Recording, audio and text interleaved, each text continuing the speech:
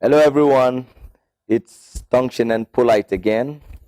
I would like to share some thoughts on certain things the Lord has been dealing with me recently about the season, most especially about Nigeria. Very, very vital about Nigeria, about the transition we are making in this country, about the times and the season. We are standing right now at a point where we are going into the fulfillment of prophecy. Certain words that have been spoken about this great nation. I remember one of the words that I am so sure about, actually, the word spoken by God's servant, Pa Elton. You know, when he said at some point, Nigeria, when he was giving a prophetic word, after he had spoken about, after he had prophesied about uh, young people will be paid by the federal government of Nigeria to preach the gospel in Nigeria, which now surfaced as NCCF, Nigerian Christian Corpus Fellowship, from when NYC was born. You know, so one other major word he gave was Nigeria will be known, it will be famous for corruption in the world at a particular season. But just at about time, there will be a major shift and a major transition, and Nigeria will turn out to be one of the safest place to live. You know, zero corruption. I believe we are standing at that timeline right now. I strongly believe we are. We're making transition into that time where even God Himself is rising up against the giants that have held us down. God Himself is rising up against, is the rotten status quo, and is raising up sons. You understand? He's raising up sons to, we are the salt of the earth. Gone are those days where they say politics is a dirty game. The reason why it was dirty was because we actually allowed people with, the dirty mindset, so to say, that have embraced the dirty mindset, the rotten status, people running it, while we are up and about doing some other things. But more than ever now, God is bringing the reality of nation building to us. He's bringing the reality of nation building to sons of God, bringing how they can get involved, what role we are going to play. That's why there's been a lot of praying for the nation. There's been a lot of fasting. There's been a lot of worship meetings that I know going on, and more to come, raising incense to hit tipping points, to begin to, activate this nation. I said something earlier on. I said we are the salt of the earth. As a chemist, I study chemistry. One of the things I know about salt is its preservative ability. If Jesus Christ said you are the salt of the earth, it actually means that you are actually the preserver of the earth. So to say, salt preserves things from decay. Nigeria is currently going through decay, maybe because the salts have not come to the realization that they are actually salts to preserve this nation from decay. But more than ever, that reality is beginning to dawn on us because of where we are right now standing, the season where we are right now. It's a very vital season. It looks like, the giants that are at the helm of affairs are impossible. But I tell you the truth, it's not true, because God Himself is rising. There's no giant that is bigger than God. God is rising like never before, rising like never, and empowering sons with wisdom, with territorial priesthood, things to do. To one of the successes of the Church of Christ in Nigeria, the body of Christ in Nigeria, that we will record will be that we are going to activate the destiny of this nation. We're going to activate the destiny, the blueprint of God for this nation.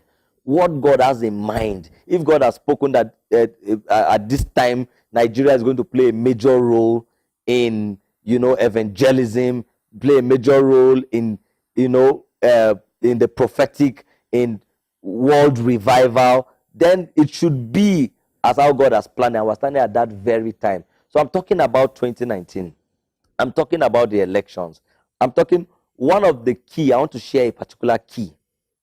If we don't activate this key, we are still going to empower the giants.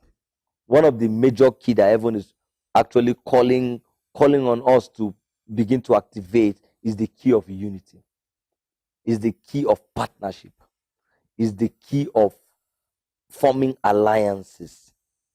It is very true. It is very true that God sets solitary in families, but it shouldn't be to our disadvantage. A lot of people are rising up in different camps, in this nation, with the same mindset but different camps. I want to allow the reality of the difference in the camp, to affect us. We must start coming together and building a critical mass. We must start coming. Everybody, I think we're at that point where we should do away with personal agenda to empower corporate agenda. Do away with that. From our camp, we're making every effort to make sure we produce the next president, to produce the next governor, and you are not looking at the general. You are not looking at the other camp and seeing that what we are preaching in this camp is the same thing they're actually preaching in another. So why don't we just come together and form an alliance? That's the only way. When you check in the Bible, the book of Joshua, the two major characters in the book of Joshua is Joshua and Caleb. Among the other spies, two of them had the same mindset, and they pulled out from the judgment of the other, from the report of the other spies, but they united. They came into alliances together with the same mindset. They didn't go and form Joshua's camp and Caleb's camp.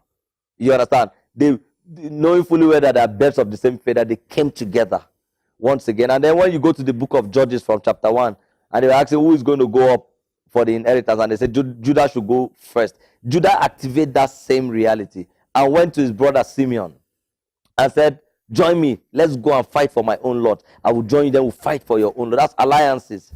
When you read Paul talking in the Bible, Paul would talk in the book of Philippians and say, and he will be making reference to people like Aristarchus, this one, Mark, and all of that as his fellow workers. The reality of, people know Paul more as a spiritual father, but people didn't actually see Paul talking more about his fellow workers, people he's in partnership with. You can never wield God's scepter over territories without activating alliances, partnerships. You understand that maybe that's actually the reason. Well, that's one of the main things that Hollywood wants to talk to us about. That they always bring out movies about superheroes.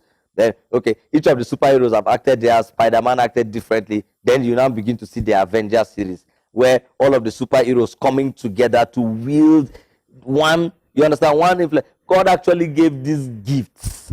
God actually gave this wisdom that is flowing right now in this country for the purpose of us bringing a synergy together. That is the only way we can wield God's influence over Nigeria and activate the destiny of Nigeria in this season. I strongly believe that the giants that have held Nigeria down, they are already down. The dragons are slain. Babylon is falling. You understand? The sons of the kingdom are being empowered. But our final key that we need to operate in this season is for us to signage and come together. Please, I call on us. Let us signage. Leave personal gains aside. Come together. Come together. Unity is the key. I heard Rick Joyner stated this same thing in his 2019 prophecy in Elijah List. Said that the unity in the body of Christ is going to go to another level. This is what God is doing. God is sounding to each of us and calling us and say, unite. That is your key to take over this territory and to bring it under the government of God. Shalom.